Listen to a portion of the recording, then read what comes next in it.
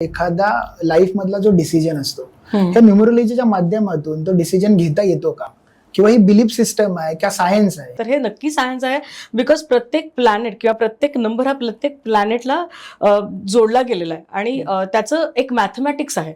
म्हणजे of course numbers म्हणजे एक व्हायब्रेशन्स आहे. मी नेहमी म्हणते की देर इज ओनली एनर्जी, बाकी काही नाही, एक पॉझिटिव्ह आणि एक निगेटिव्ह. बरं. सो ते पॉझिटिव्ह आणि निगेटिव्ह एनर्जी फक्त आपण मॅच करतो. जिथे पॉझिटिव्ह एनर्जी जास्त येते तिथे आपल्याला त्याचे रिझल्ट चांगले मिळतात, कारण आपल्याला त्या स्ट्रेंथ कळतात. तुमच्या नंबरमध्ये काय स्ट्रेंथ आहे ते आपल्याला समजू शकतं. म्हणजे एखाद्या माणसाचं कम्युनिकेशन चांगलं आहे का, किंवा एखाद्या माणसाची लिडरशिप चांगली आहे का, हे आपल्याला त्यांच्या नंबर्सच्या बर्थडेटच्या नंबर्सवरनं आपल्याला कळू शकतं.